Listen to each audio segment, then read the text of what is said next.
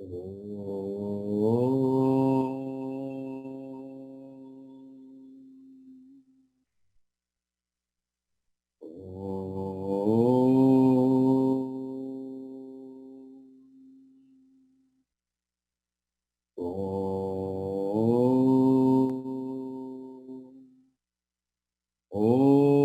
Sahana Bhavatu Sahano Bhunaktu Sahaviryam Karvavahai Tejasvinavadhetamastu ma vidvishavahai. Om Shanti Shanti Shanti. Shri Guru Pyo Namaha. Hari Om. Om Shuklam Varadharam Vishnum Sasivarnam Chaturbhujam Prasannavadanam Dhyaye Sarva Vignopasantaye Saraswati Namastubhyam Varade Kamarupini Vidyarambham Karishyami Siddhir Bhavatu Me Sada Sada Shiva Samarambham Shankaracharya Madhyamam Asmadacharya Paryantam Vande Guru Paramparam Shruti Smriti Purananam Alayam Karunalayam Namami Bhagavat Pada Shankaram Loka Shankaram Shankaram Shankaracharyam Keshavam Vadarayanam Sutra Bhashya Kruto Vande Bhagavanto Punah Punah Ishvaro Gururatmeti Murti Bheda Vibhagine Yomavad Vyapta Dehaya Dakshinamurtaye Namaha Satchidananda Rupaya Vishwotpatyadihetave Tapatraya Vinashaya Sri Krishnaya Vayam Numaha Yam Brahma Varunendra Rudra Marutaha Stunvanti Divyaistavaihi Vedai Sangavadakramo Panishadaihi Gayanti Samagaha Dhyanavasthita Tadgatena Manasa Pashyanti Yoginaha Yasyantam Navidussura Suraganaha Devaya Tasmai Namaha Devaya Tasmai Namaha Gurur Brahma Gurur Vishnu Gurur Devo Maheshwaraha Guru Sakshat Param Brahma Tasmai Shri Gurave Namaha Shri Chinmayayati Sasya Gurum Vande Tapovanam Tam Himavad Vibhutim Vai Jnana Vairagya Rupinam Samasta Jana Kalyane Niratam Karunamayam Namami Chinmayam Devam Sadgurum Brahmavidvaram. Hari Om to everyone else.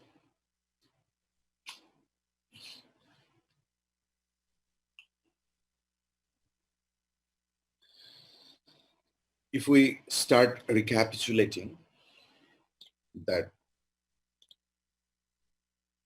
what happened, what we have seen so far, that life has become meaningless and its sufferings unbearable for someone.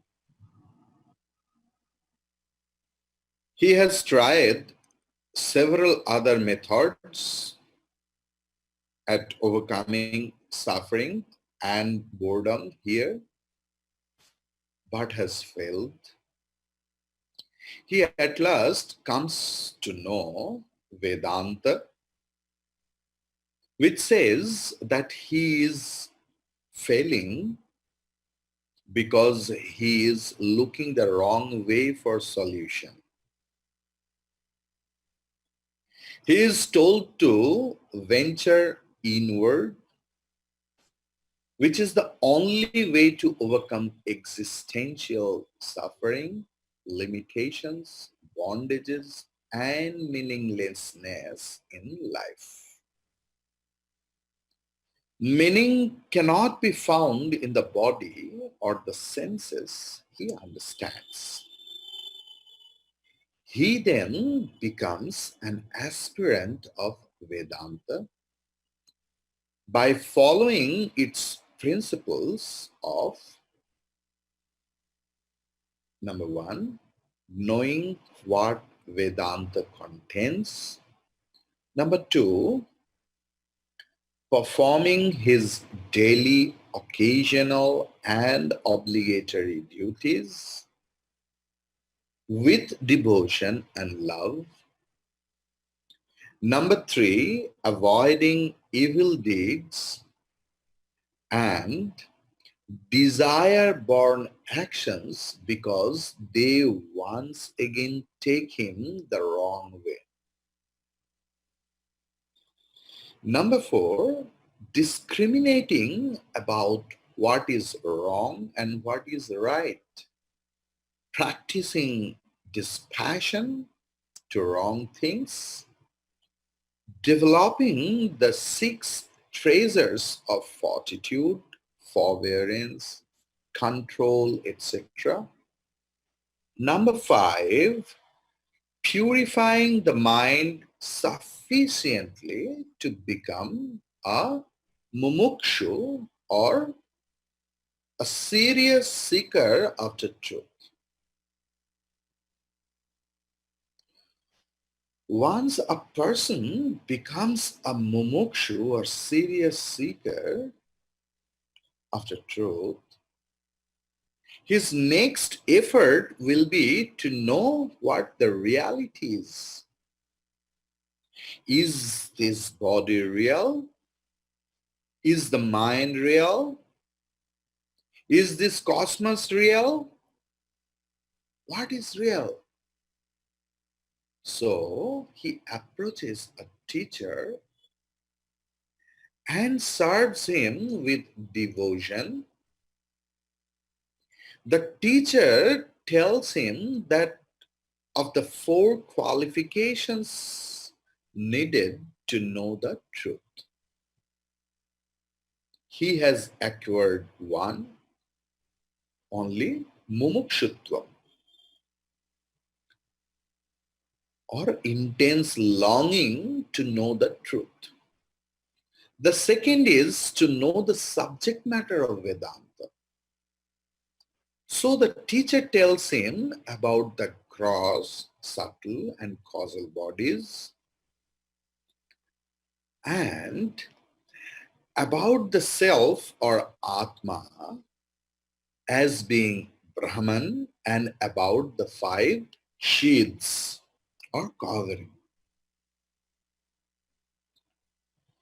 Now the person then realizes that he is not the gross body made of food or the food sheath. He is not the subtle body made also of food but constituted of mental, intellectual, and vital seeds. And he is also not the causal body made of bliss. He is the self or Atma. Is this self or Atma the same as the one he held on to all these years, saying, I am, I do, I enjoy, I suffer, and so on? This will be taken up today. The feeling of you and yours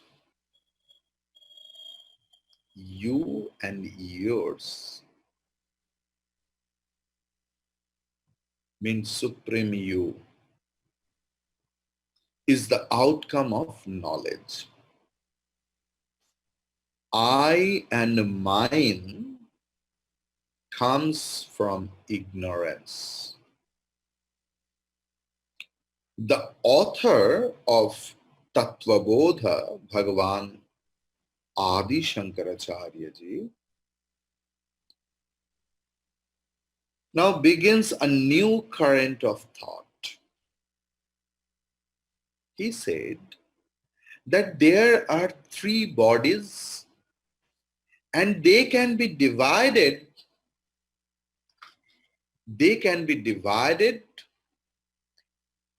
into five sheaths. He discussed the five sheaths. The self or Atma has been enveloped by these five sheaths. If the self could reject these five sheaths or wrong notion about oneself, one by one, it would remain in its own glory, as if peeling off the scales of onion. Unfortunately, the problem is with the identification. The feeling of I and mine has covered the reality. Because of this, we do not see truth. Attainment of Chaitanya or the Supreme Being or the Divine Consciousness is not possible without the knowledge of Advaita or non-dual. The five seeds have no independent existence of themselves. They cannot exist without the Atma. Moreover, the Atma alone is real, while these are superimpositions or adhyasa in the absolute sense. This is the fundamental note of Advaita or non-dual. So, where lies the problem? It is in false identity. After ignorance envelops the self or Atma, it projects the subtle and the gross bodies.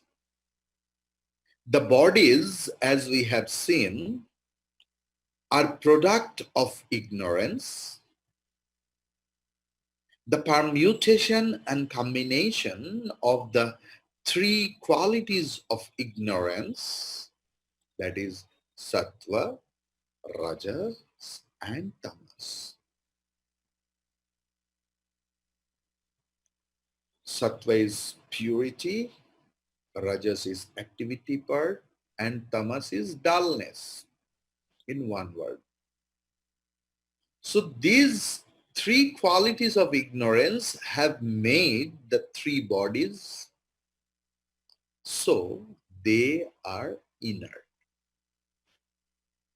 or jada. The light of the self falls on the causal and subtle bodies and illumines them. In one word, we can tell it Chidabhasa. Chit Abhasa. It is Abhasa Matram, Pratiti Matram, appearance only. Appearance or reflection of consciousness. Now the question will be, suppose you are standing in front of the mirror. So you can see your reflection in the mirror, pratibimba. Now the question is, if the mirror gets broken down, what will happen with the reflection or pratibimba? The pratibimba gets merged into bimba.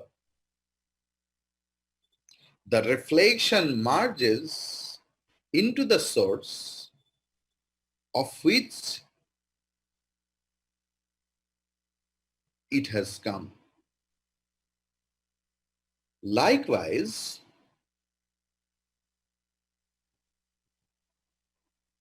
the light of the self falls on the causal and subtle bodies and illumines them.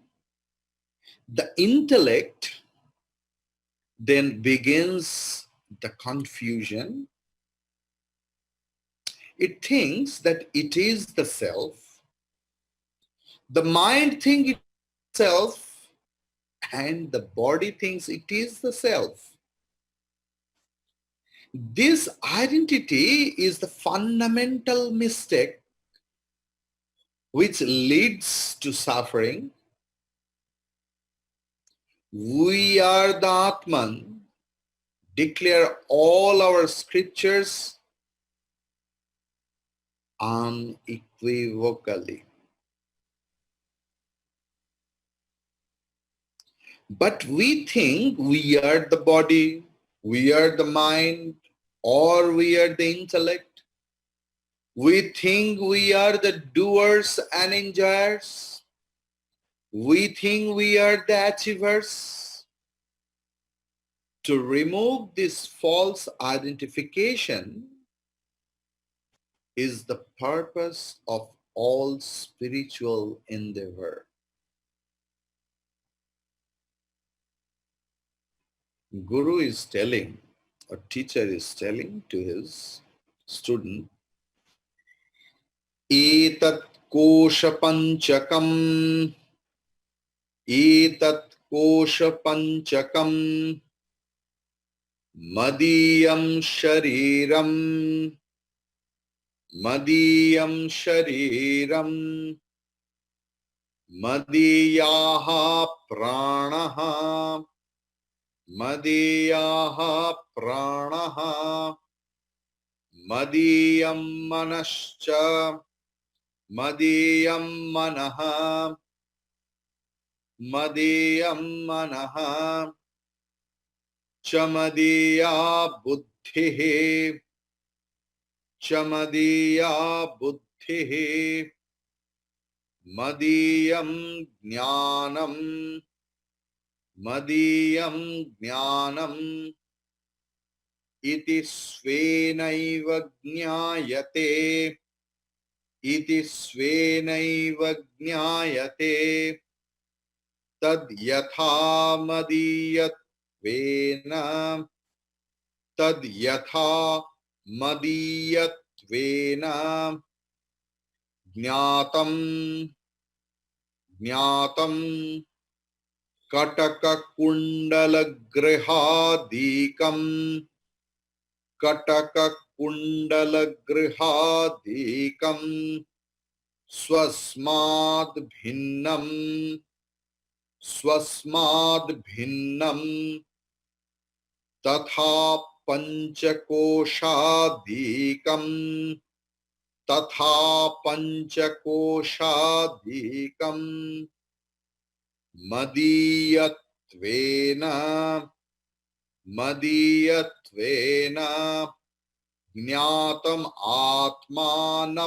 bhavati, jnatam atmana bhavati. Now, the word of translation, Madiyam Shariram, my body. Shariram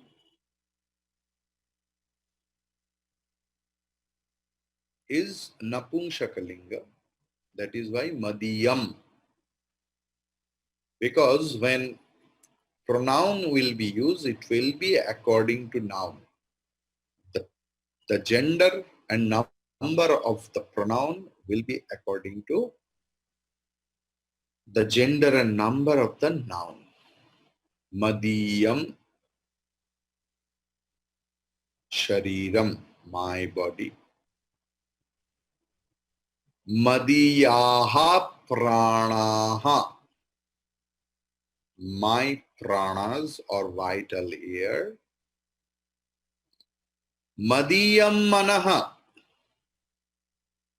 my mind. Cha, and Madiya Buddhi, my intellect. Madiyam Ajnanam, my ignorance.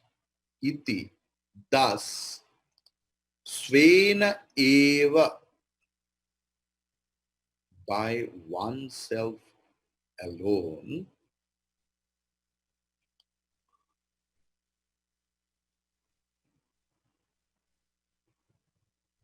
Jnayate, known. Tad yatha, just as.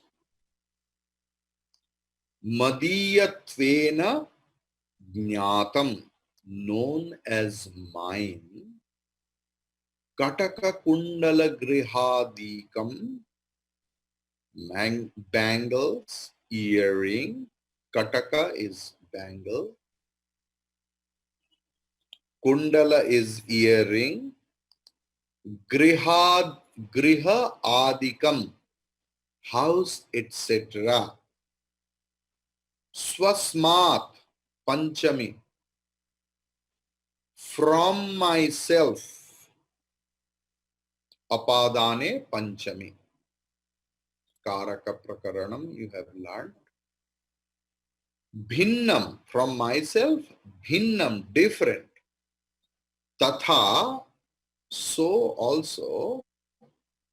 Panchakoshadikam, the 5 sheaths, etc. Swasmat, from myself. Bhinnam, different. Madiyatvena, as mine. Jnatam, known. So, it is Atma na bhavati. The self, it is not the self. Means, in one sentence, if I translate it, just as the bangles, earrings, a house, and so on are known as mine, my bangles, my earrings, my house, my mobile phone, my husband, my wife, my children, so on, are known as mine, are all other than the knower, me. So too, the 5 sheaths and so on are known by oneself as my body, my mind, my intellect, and my ignorance are different from me and are therefore not the self. An object related to me is called mine. So I am different from what I called mine. Because my bangles, this is not me, this is mine.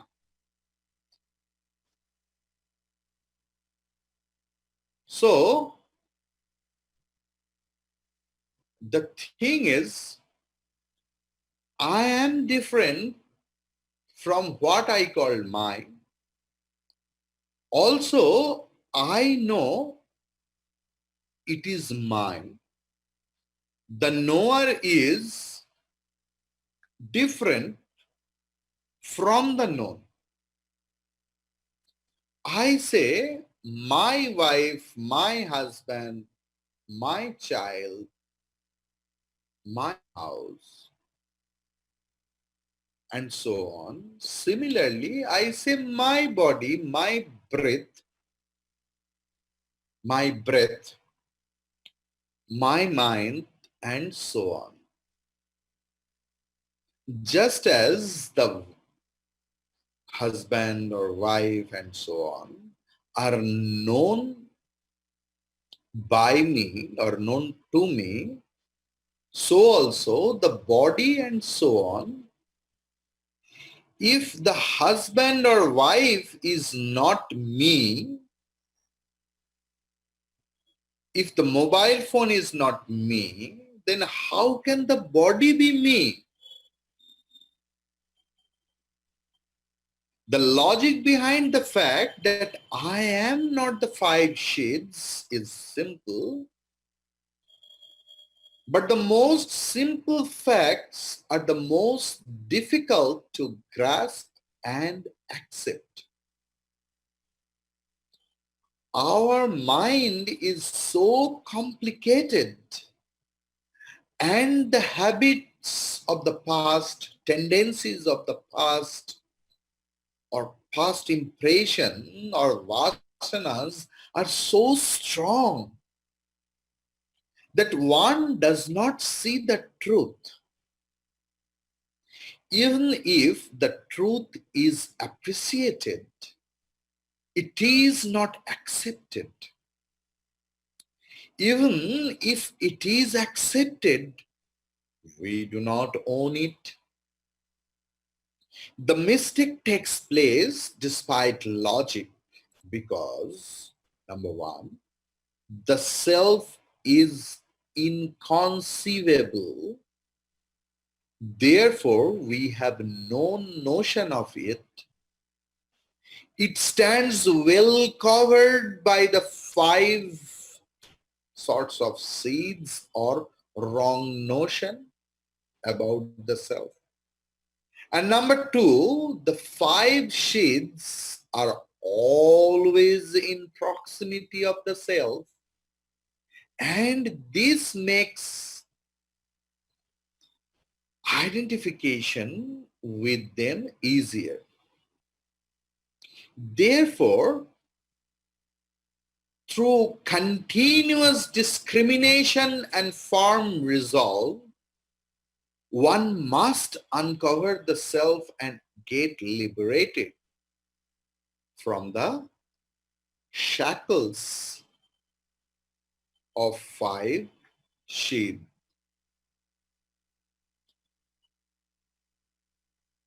The thing is,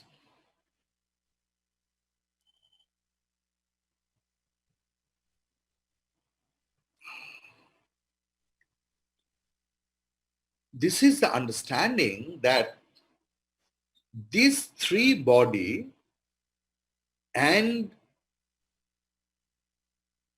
five vital air and three bodies and five vital airs, okay? When it mixed up, it creates a different notion which I entertain always.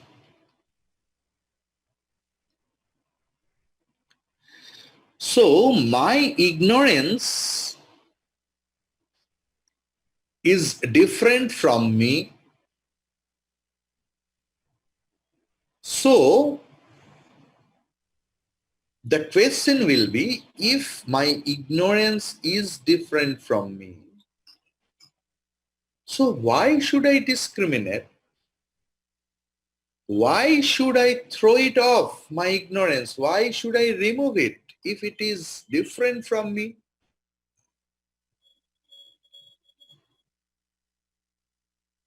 So unless and until I am firm in this conviction that I am different from everything else, sustained spiritual practice or nirantara sadhana is required.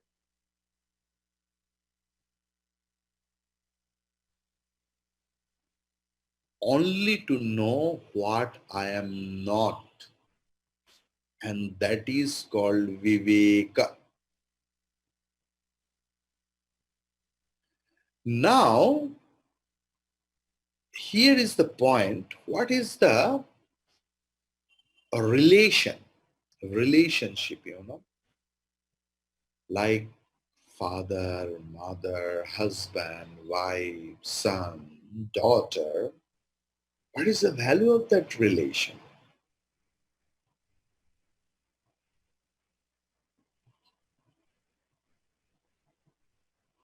What is the problem? We will discuss it later. The problem is wherever I am deeply associated, our wrong notion gets deeper and deeper and deeper. Don't think we are having only panchakosha or five seeds or covering. We have enormous number of seeds or kosha. If I love these clothes, this is another kosha. Vastra kosha, clothes seed. If I am attached with that garland, it is another kosha. If I am attached with too much attached with a wrong notion with my wife or with my husband or with my parents or with my children, they are nothing but the kosha or seeds to reach to the goal. Vedanta helps us to get rid of the wrong notion about the thing and about the self. So,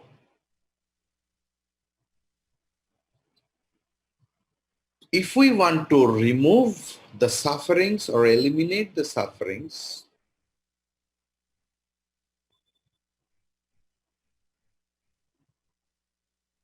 we have to go towards the knowledge and practice it. Keeping both yoga and bhoga will not be fruitful.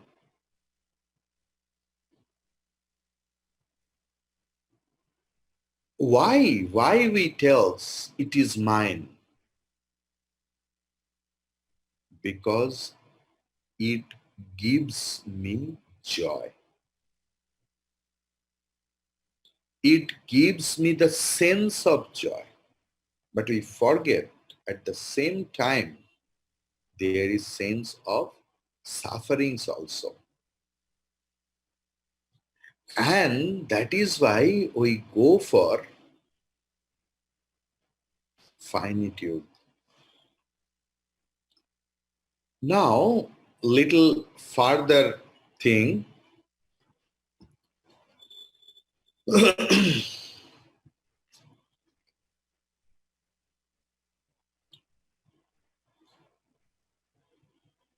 the main theme of Vedanta, that give up identification. Do not identify yourself with anything. Hold your mind free. Hold your mind free. All these that you see, the pains and the miseries, are but the necessary conditions of this world. Poverty and wealth and happiness are but momentary.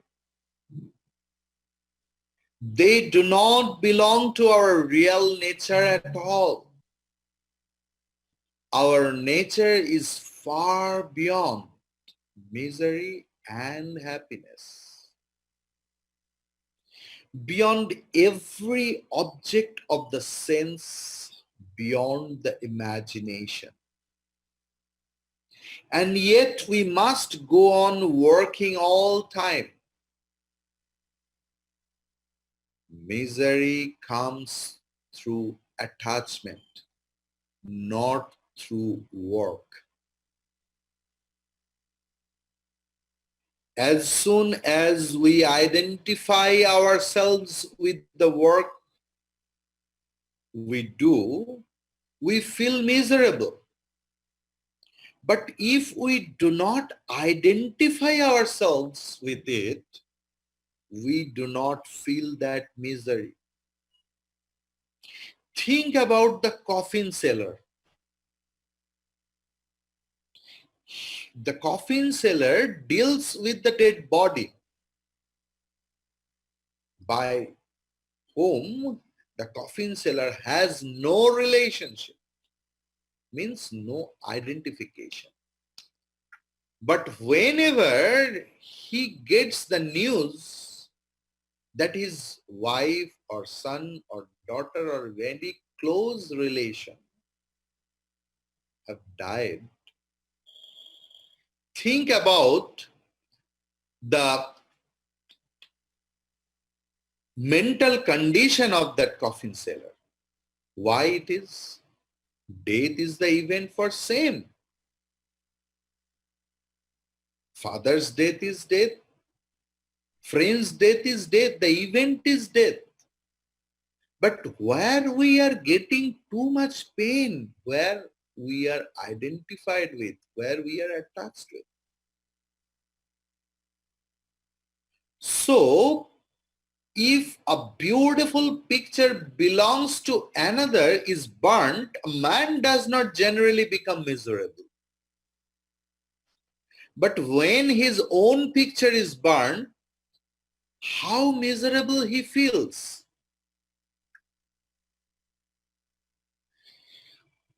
But why this is? Both were beautiful pictures, perhaps copies of the same original, but in one case very much more misery is felt than in the other. It is because in one case he identifies himself with the picture and not in the other. This I and mine causes the whole misery. With the sense of possession comes selfishness, and selfishness brings on misery. Every act of selfishness or thought of selfishness makes us attached to something, and immediately we are made slaves. Each wave in the chitta or mind that says I and mine immediately puts a chain around us and makes us slaves. And the more we say I and mine, the more slavery grows, the more misery increases. He who has attained this knowledge of Brahman or Atma is a Jivan Mukta, means liberated while living in the very body. He rightly understands that the Atma and the body are two separate entities, two separate things. After realizing the supreme truth, one does not identify the Atma with the body. Atma means supreme truth. These two are separate, like the kernel and the shell of the coconut. When its milk dries up, the Atma moves as it were within the body. When the milk of the worldly mindedness has dried up, one gets self-knowledge, then one feels that Atma and body are two separate things. But what begets egotism?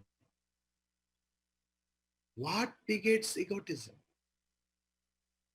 Knowledge or ignorance? It is only the humble man who attains knowledge. Or in other words, who has attained knowledge, he becomes humble. Humility is the sign of knowledge. It is, I'm not telling that all the humble people are realized. It is not. But humility is the sign of realized soul, of a realized soul. In Subhashitani, there is a famous sloka, Vidya dadati vinayam vinayam jati patratvat patratvat dhanamapnoti dhanat dharma tatasya. So first quarter we will take Vidya dadati vinayam. That is the knowledge which gives humility, which makes us humble. So the thing is, in a low place, rainwater collects. It turns down from a mountain. A man achieves neither knowledge nor liberation as long as he has egotism. He comes back again and again to the world. If we consider a calf, cow calf, the calf bellows, Hamma, Hamma. I think everyone is known to that tune. That means I. That is why it suffers such agony. The butcher slaughters it, and the shoemaker makes shoes from its hide. Besides, its hide is used for the drum, which is beaten mercilessly. Still no end to its misery. At long last, a carding, carding machine.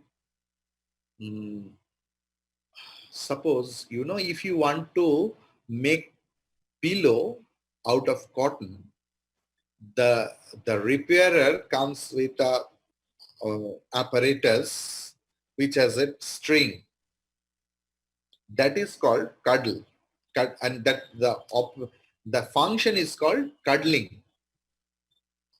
I think everyone has seen, because if at our home, the old, mainly we Indians use the cotton pillows.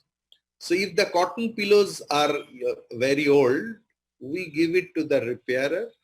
It breaks the cover and takes the cotton, and he also brings the pile of cotton. Then he starts, cutting to make it usable. So at long last, a carding machine is made from its entrails of the cow calf. While carding the cotton, the machine makes the sound tuhu tuhu tuhu tuhu tuhu tuhu. That is you. Then the poor calf is released from all sufferings. It no longer says hamba hamba, but repeats tuhu tuhu, you. The calf says, as it were, O God, you are the doer and I am nothing. You are the operator and I am a machine. You are everything. সকলি তোমারি ইচ্ছা ইচ্ছাময়ী তারা তুমি তোমার কর্ম তুমি করো মা লোকে বলে করিয়া সকলি তোমারি ইচ্ছা আমি যন্ত্র তুমি যন্ত্রী আমি ঘর তুমি ঘর I am the instrument and you are the operator of the instrument. That is the feeling of a realized soul. Egotism is born of false identification. We are proud of our physical beauty. But that is so impermanent that a little, ailment may destroy it. If physical appearance was everything, all the film personalities of the world would have been the happiest people, and they would have been called blissful. Unfortunately, several film personalities have committed suicide. Just very recent past, we have lost several talented artists. And they too suffer endlessly. Life is not mere skin-deep philosophy. A little ailment, a small germ, a small virus, and all the beauty will be gone. Aging is yet another terror.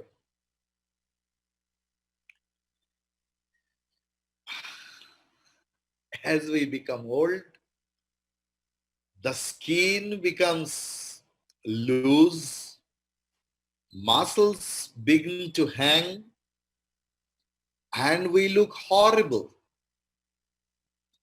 This is the body. Jayate asti bardhate viparinamate apakshiyate vinashyati. The 6 modifications we discussed.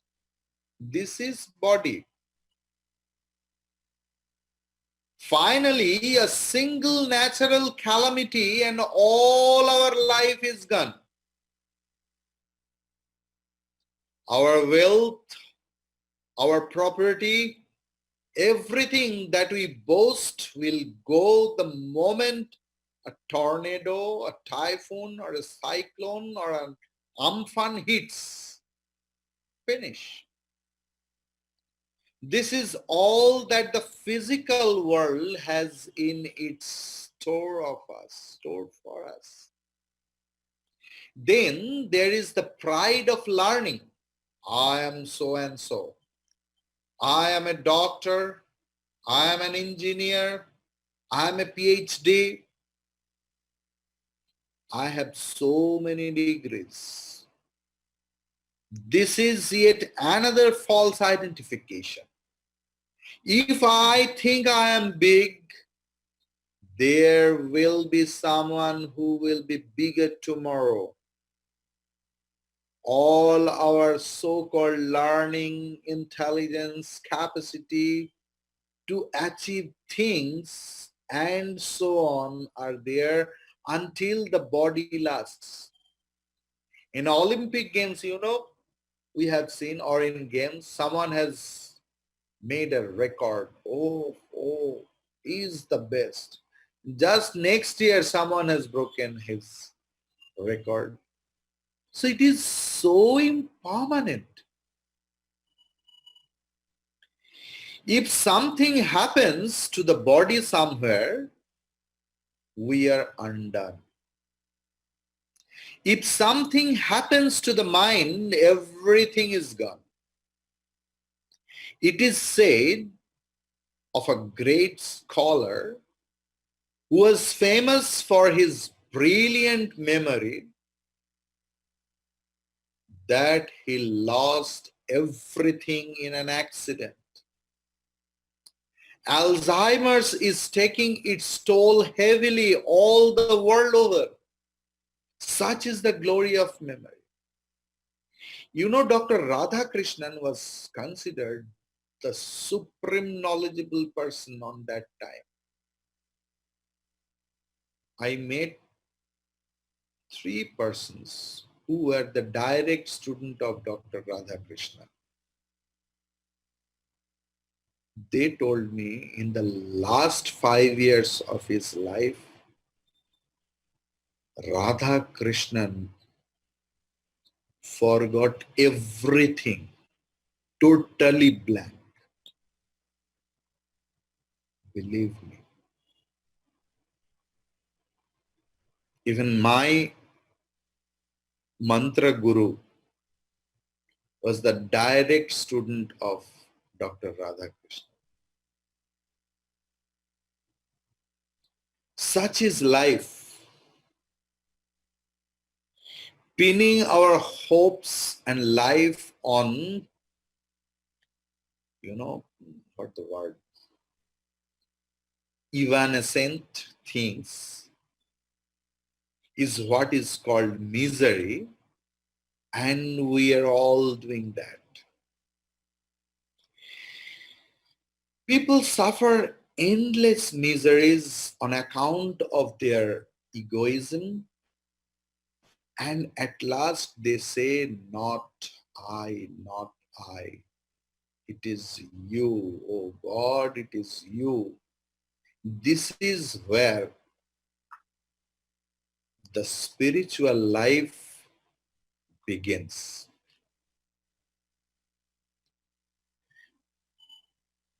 A devotee asked Holy Mother Sarda Devi once that man cannot do anything by his individual effort. God is doing everything through him. Holy Mother Sarda Devi smiled and replied, yes, that is true. But is one conscious of this always? Blinded by egoism, people think themselves to be independent agents in regard to action. They do not depend on God. He, the God protects one who relies on God. There is another type of egoism. There is a Buddhist story of a rich woman. This rich woman was famous as a pious, calm, loving, and gentle person. Her maidservant was poor but saintly. Once this servant decided to test the truth of her mistress's goodness. She came late for work. The mistress scolded her. The next day, the same thing happened. On the third day, the rich lady, famous for gentleness, beat the maid with a stick.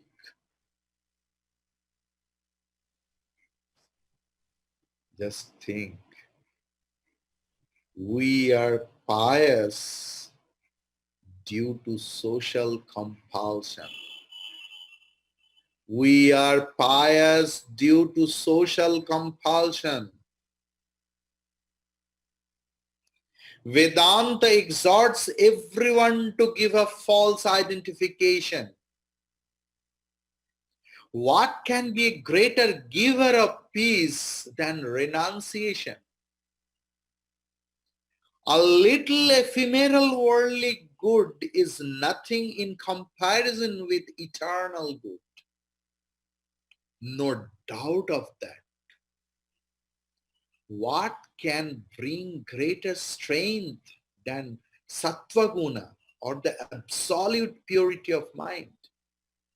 It is indeed true that all other kinds of knowledge are but non-knowledge in comparison with the self-knowledge.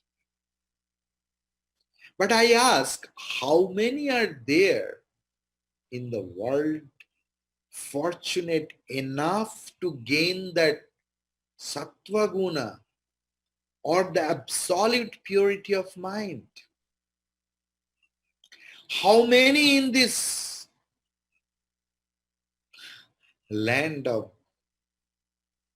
Bharata, how many have that noble heroism which can renounce all, shaking off the idea of I and mine? How many are blessed enough to possess that far sight of wisdom which makes the earthly pleasure appears to be but vanity of vanities? Where is that broad-hearted man who is apt to forget even his own body in meditating over the beauty and glory of the divine? In the 16th chapter of Bhagavad Gita, Bhagavan Krishna has discussed this weakness of human beings in depth. So in conclusion, we can tell, though we identify ourselves with the 5 seeds or the 3 bodies and remain bound to the world, we cannot be any of these. While all these undergo birth, death, and so on, the Atma is changeless. The sun can never be confused for a little drop of water on which he shines. So the sages and scriptures and acharyas, our teachers, bona fide masters, warn us repeatedly not to waste our precious lives. Om Purnamadah Purnamidam Purnat Purnamudachyate Purnasya Purnamadaya Purnameva Vashishyate. Om Shanti Shanti Shanti. Hari Om Shri Gurubhyo Namaha. Hari Om. I was supposed to discuss little more things. Tomorrow we will discuss in other texts what is very beautifully how depicted. Hari Om to everyone else. Hari Om. Hari.